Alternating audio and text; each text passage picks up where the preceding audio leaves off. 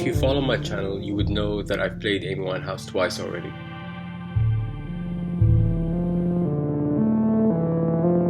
And if you follow my channel, you would also know that the subject of addiction is something I'm pretty much addicted to.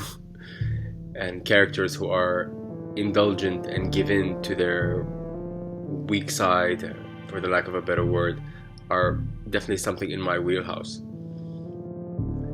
And in the process of preparing to lip sync to Amy Winehouse and listening to her words over and over again, I realized something, and this is something she said quite clearly, that her biggest addiction was in fact to love, and more specifically loving men who aren't available.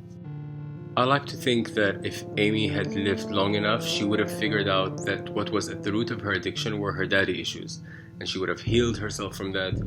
But of course there's no way for us to know any of that, although it doesn't really take a genius or a therapist to draw a connection between her addiction to love and her relationship with her father.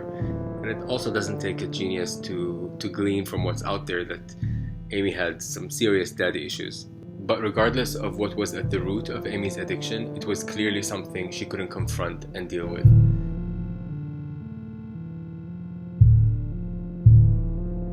But what I can actually speak about is the reason why I've struggled with addiction my whole life. And I've realized this quite recently.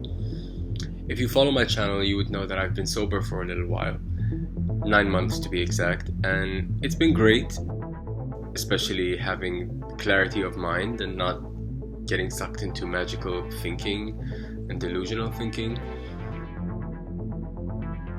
But a few weeks back, I had a strong urge to get into a coffee shop and buy some weed. I was on my way to work. I didn't end up doing it because I realized immediately what the urge was about. What it's always been about for me. I've always used weed to help me tolerate situations I don't want to tolerate. Quite recently, some of the funding for my lip sync theater project fell through, so I've had to do other work in order to support my drag. Work I don't really want to be doing. And it just hit me that this has been the pattern my whole life.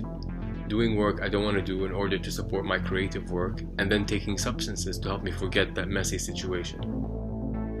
It's like taking a painkiller to forget that you have a headache instead of trying to figure out why you have a headache and bearing the pain a little so you can monitor when you are improving. I'm not saying that all painkillers are bad. For example, we do need to take anesthetic before an operation or before we go get our teeth fixed, because we know we're going to get them fixed tomorrow, so there is no reason to bear the pain. But sometimes the pain is pointing to something that needs addressing, and just covering it up is no good. And so, this time I made a decision to stay awake so that I remember that this is a job I don't like.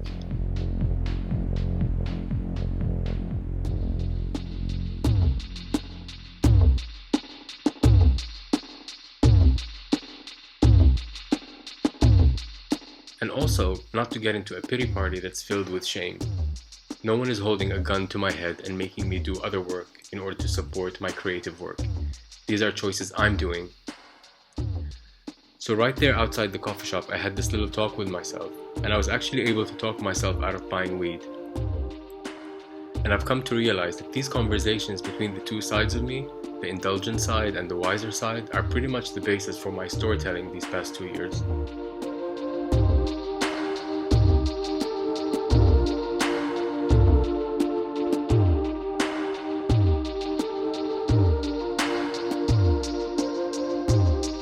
And this recent show where I played Amy and the addiction specialist Gabor Mate is no exception. The only difference these days is that I'm starting to feel that these two sides are more similar than different.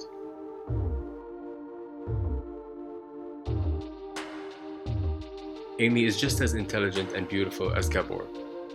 She may not have figured out how to heal herself, but she's still worthy of love and respect.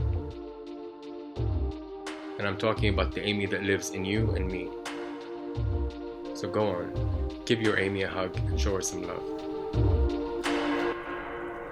It's good, right? Yeah. It's perfect. Amy Winehouse. Yeah. Yeah. Okay, but I have to tighten it from the